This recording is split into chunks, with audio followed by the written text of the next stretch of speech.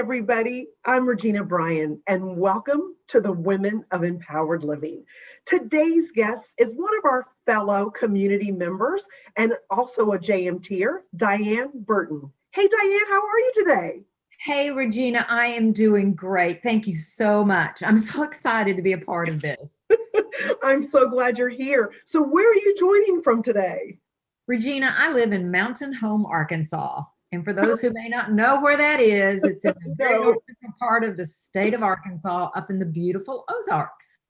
Oh gosh, I'm sure it's gorgeous and I've never been, so I have to come visit you in the summer. Absolutely. That sounds great. We have 2 lakes, 2 rivers, fishing, camping. Yes. I'm excited. And Diane, I'm so excited that Heather Manzano connected us because when you and I were talking and I really got to understand your story, I was really thrilled that you agreed to sit down and share it with the community because it's just so relatable. Most everyone I know at some point or some way has struggled with weight. I know I myself have. And your struggles began, really early in life. So talk to us a little bit about when that began and what that was like for you. Well, Regina, I was this cute little petite kid until 6 years old. And seriously, all of a sudden at age 6, I just started gaining weight. And I guess it scared my parents. They quickly took me to the doctor. Something must be wrong. And they couldn't see anything wrong with me. Of course, this was a long time ago. And I just continued to gain weight over the years. And by the time I was a senior in high school, I was nearly 100 pounds overweight. Wow. So, And Diane, this is at a time unlike today yeah. when most kids were not overweight. What was that whole experience like for you as a little girl growing up in that particular time and for your family when you being overweight was not the norm for most children? No, you're exactly right, Regina. It was not the norm. And therefore, I looked different and I was bullied. People made comments all through those years. 6 years old is first grade. I was 17. When I graduated high school, I was 17. So those 12 years of going to school and being bullied by the kids, the names they called me was ridiculous. One name was Ellie. I was known as Ellie, which was short for elephant. Even the teachers made comments, and Oh, even the teachers, Diane. yeah, teachers made comments, and it just made me feel stupid. And I performed the way I thought people saw me as. Does that make sense? That makes perfect sense.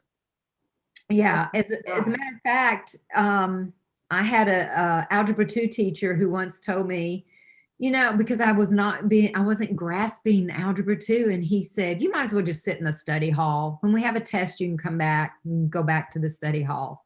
So it's just little things like that. And it's like, why would somebody say that to a student? And so all those years growing up and comments that people made And Diane, what's so interesting is something you just said that is still spinning in my head. You performed to meet the expectations that others had of you. So what were your grades like? What were you like outside of the weight as a person? To look at me, to be around me, I was the jolly fat girl. I still enjoyed life. And yet, did you say grades? Yeah, what were your grades like? What type of student were you? I was not the best student. What's interesting is I look back on this, I remember one of my teachers, an Algebra 1 teacher, was so good with me, and I made good grades there. But most of the time, my grades were C's, and I think there were a few D's in there. And then just very average or below average grades. Right. And my ACT score was so low, I couldn't get into the college I wanted to. I did eventually, because after I lost the weight and went to college, is it okay to move on to share this little bit? Absolutely. My grades were amazing in college. Dean's list, president's list. I was treated differently. I was seen as someone who might be smart. Whereas That's such a lesson. It's such a lesson in our self-image. And so many of us have taken self-image mastery here in the community. And it's just a real lesson in beliefs drive behavior. yes, and I lived the belief, not knowing I had a choice. Because when people tell you enough times that how fat you are and call you names and you would be pretty if you lost you're so pretty, imagine how much prettier you'd be if you lost weight. Heartbreaking. Yeah. And So you were 100 pounds overweight. At what age? senior in high school, 17 years old. And what a tough time anyways, right? Yeah. Yeah. Definitely no dating. And I bet, because I mean, this question almost doesn't have to be asked. At some point during those years, did you try to lose weight? What was that experience like as a young person? My parents would take me to the doctor. I had good parents. I really did. I can remember the time the doctor gave them a diet pill for me. I can't say for sure that I ever really tried to lose any weight until the time that I did, because there was so many people coming after me to do it. Instead of accepting it, it was more like this: leave me alone. I will do what I want to do. Don't you think I can see in the mirror that I'm quite overweight?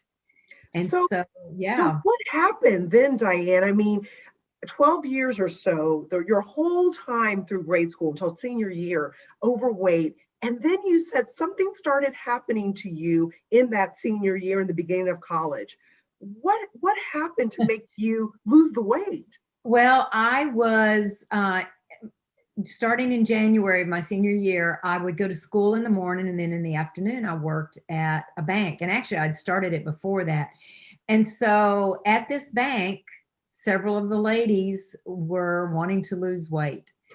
And I now say release instead of lose. And so, Release, good word, good word. yes. And so one of them said, "Hey, do you want to go with us to our meeting tonight?" And I said, "Sure, why not?" I have no idea why I agreed, but it was almost like I was allowed to make my own decision. It wasn't somebody telling me what to do. And I know that sounds like a stubborn person. That's so powerful because that was somebody who wasn't forcing you or making fun of you. She asked you, hey, would you like to come with us? Yes.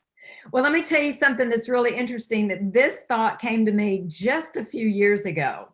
See, here it is, 50 years ago this month that I started that program. And just a very few short years ago, I thought, you know what? She went to church with me. She and my mom were good friends. I wonder if they got together to have her invite me, and it's very possible, which is all good because look what's happened. Oh my gosh. And so when you went to that meeting, what changed for you? How were those next few weeks, months, and years following just that question and going to that first meeting? Well, it's called TOPS, Take Off Pounds Sensibly, was the group. And you had a choice of different diets to choose from. And so I chose one. And I went home and I told my mom I was going to do this. And of course, she was very supportive. And over the next few months, I graduated from high school in May.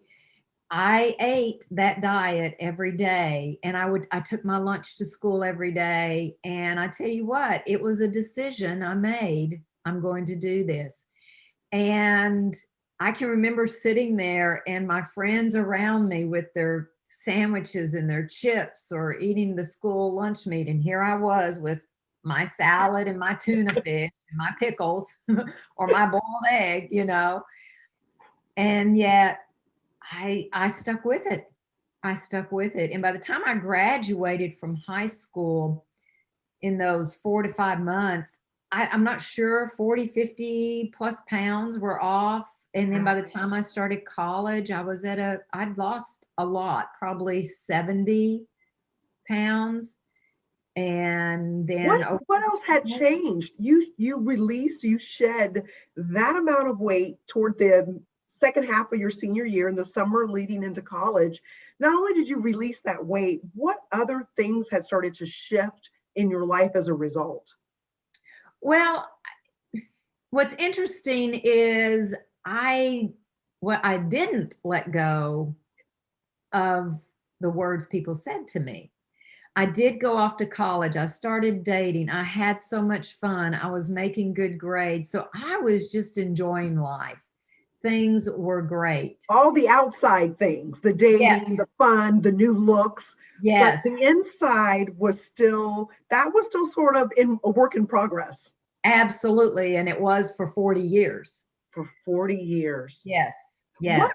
Diane, what do you attribute to the turning point? Because you said to us, it's been 50 years this month since you began this incredible journey. And yet for 40 years or so, you hung on to this, I still see a fat girl, that internal struggle. Yeah. What do you think was the breakthrough when you finally not only released the weight, but you shifted the mindset? The mindset happened when I decided to become a grief coach. And I'm going to back up one thing. As Sure. every time I would look in the mirror after I got married, and I would look in the mirror, I'd get dressed and I would say to my husband, does this make me look fat? There was a fear. I was so scared that I would look fat, that I would gain weight. And I had this fear that people would start calling me names again, and be judgmental of me again. And so when I started the training, and actually that was exactly 10 years ago this month. Isn't that interesting? So for 40 years, I carried this belief that I was still ugly and unworthy and stupid and could not be successful. And at this event, this grief coach training, she went through a process that she has, and we discovered that I had been holding on to all of that. And Oh my I gosh. I even carried a picture of myself in my purse, and I would say that's me. That's me. And it was the heavy picture of you. It was the picture of you when you were still carrying a lot of weight. My senior picture. It was in my wallet. I don't know why. It was in my wallet, and I still believed I was that person.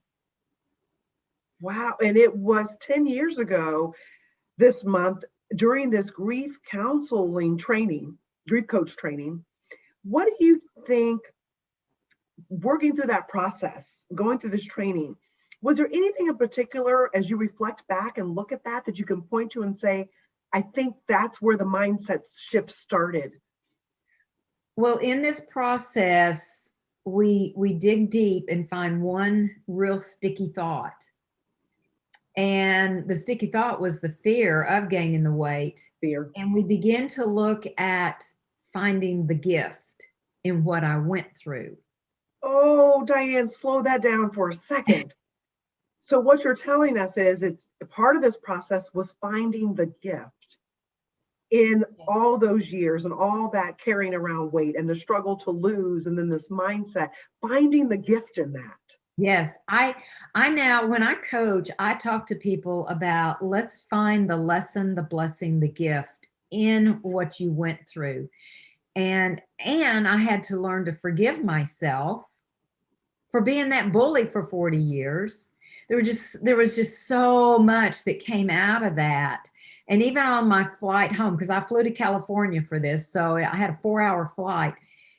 I wrote and wrote and wrote all the things that were coming out of this situation and letting go. It was amazing. And when I got home, I took that picture and tore it up and burned it with tears rolling down my face. Right And on, Diane. my husband and a very close friend from church said, "You're different." She saw a difference just from that shift that happened. Yeah. So it took 40 years later for the mindset to catch up with the physical changes that had happened. Yeah. Yeah. And so as a coach, my dream, my goal is, please let me coach you. Let's work. Let me ask the right questions. I don't want people to go through what I went through. 40 That is years. so much value. Yeah. So, Diane, at what point did you start to use this struggle, this challenge in your life to do other things? I know that one of the things you did was you wrote a book. I did. Yeah, talk to us about the book. My book. Right there it is, The Master's Masterpiece. Love that title. When you gave me the title, I thought this is powerful. Where did this book come from? Well, the grief coach trainer, Aurora, one of the things she wanted from her coaches is write a book, because a book is out there. It can serve, it can help people. And so we were coaching one day, and I told her, I said, I've always loved Ephesians 2:10, where it tells me I'm God's masterpiece, created in Christ Jesus for good works. And I said, but I don't feel like I'm his masterpiece. And she said, I want you to run with that. And so it was my turn coming up to teach my ladies' Bible class at church for the quarter. And so I started with that scripture, and I just took my journey and my story and started digging in the Bible and researching, and I created lessons for that quarter. And then I did a teleseminar, and people were like, do you have a book? Do you have a book? So Aurora kept after me, get a book. So finally we came out with the book. And we can find your book on Amazon or other book dealers. You can find it on Amazon, although there's a journal that goes with it. And this is what popped up because it's cheaper than the book. So you have to search for this. However, you can go to my website, CoachDianeBurton.com, and you can find my book there also. Awesome. And it's 10 chapters. Each chapter is a question with 4 answers. And so it could be a 40-day devotional, or it can be studied by a group of women. I love that. I love that it can be for an individual or for a group to sort of work through it. Yeah. And not only, Diane, did you turn your story into this amazing book, but you also done a TEDx talk. I have. Please talk to us a little bit about that. Well, again, Aurora has another program that she was working with entrepreneurs, and I was coaching her entrepreneurs and also in her class, and she kept saying, do a TEDx, do a TEDx. And I'm thinking, are you crazy?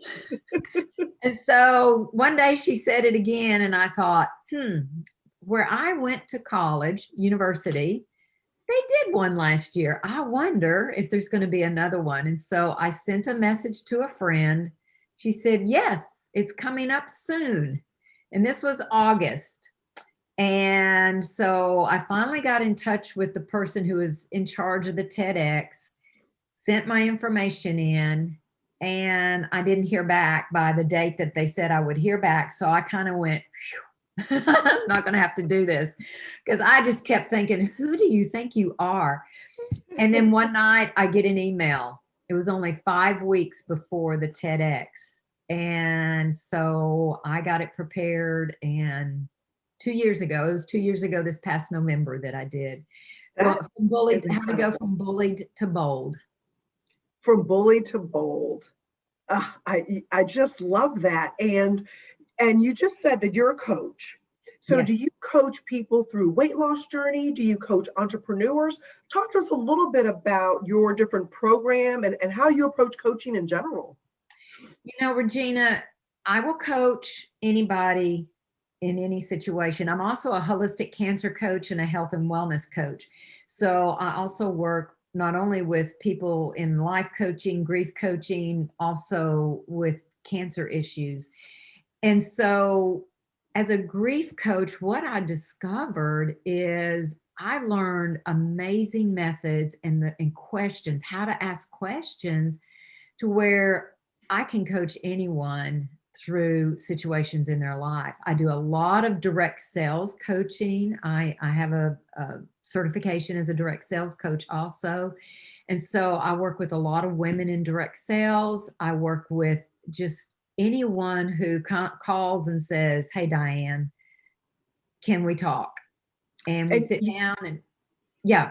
And you know, Diane, I experienced when you and I were having our pre-call, you said, you asked a question, not directly to me, but you put it out there. And it's one of those things I've never forgotten. When we talked about your weight loss struggles and how you were treated, that led you into asking and putting another question out there.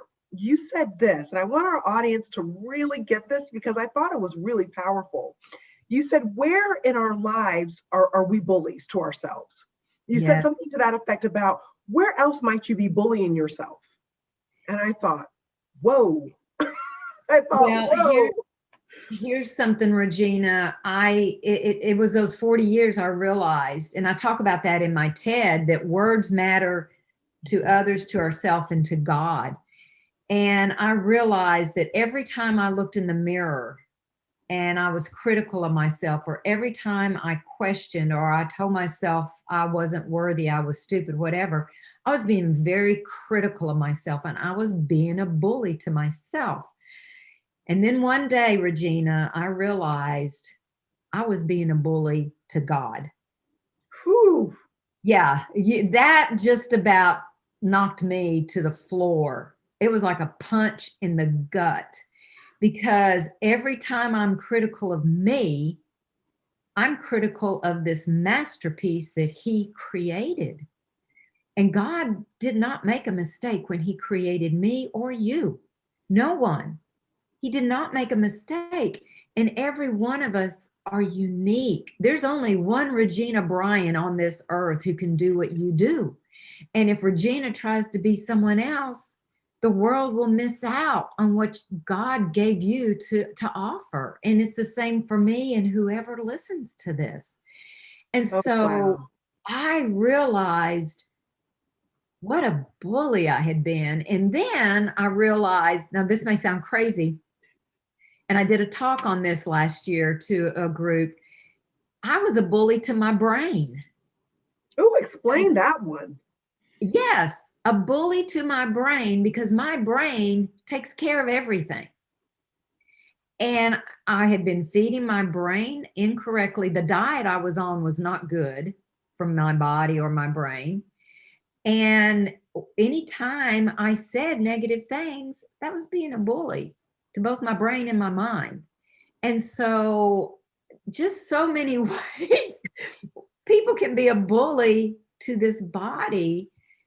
And when we can learn to love this amazing creation that God made, we're so unique. I mean, think about how much blood flows through and how I can talk and how I can use my hands and I mean, it is just amazing when we think about it. And how dare I be critical of something so amazing and so unique?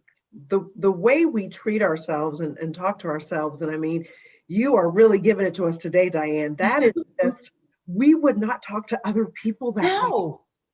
We would never speak to other people, most of us people, men, women, all the wonderful people in empowered living. We would never speak to people the way that we speak to ourselves. Right. Mm. And so now I make sure that, well, I have a vision, I have 4 vision boards, one big one and 3 little ones. And I have empowering words on there.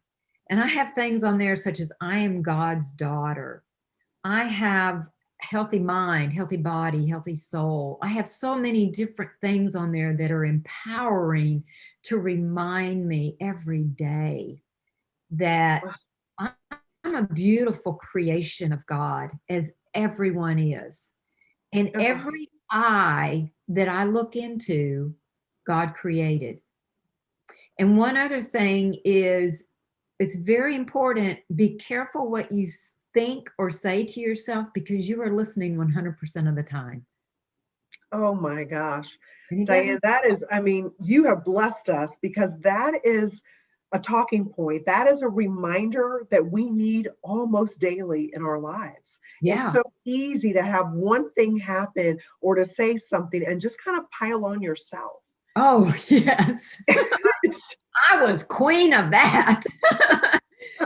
And now it's when something comes, I've learned to be aware and to stop myself and say, that doesn't serve you. It That's doesn't so serve good. me too, you know? That's so And good. so change it out and find a truth in it. I love that, Diane. The conversation we had prior to today, and certainly today's conversation, I think everybody watching feels that way.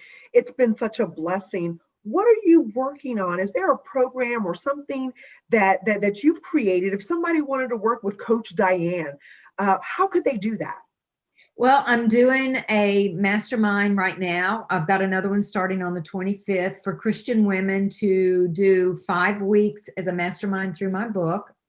I'm also working on a program to get started of doing 10 weeks with me as we journey through the book, not as a mastermind, but let's dig in and journey through. And what I'd like to teach people is to feast to live spiritually, emotionally, and physically. And that's what I want to do with this 10-week program is let's feast to live. Because when I had the negative thoughts and all of that, it was not living. It was not living. And plus, our Paul Martinelli gave me an idea one day as I was talking to him on Of course, he gave you an idea. He's so good at that. And he said, Diane, I think you should call this Project 1182499. I was like, okay. And he said, here's the deal. You made that first decision. That's the one. And he said, would you say that you've probably made 10 decisions a day over those 50 years? I was like, or more. He said, well, let's say 10 decisions a day over 50 years would be 182,500 decisions. He said, so 1182499, one decision.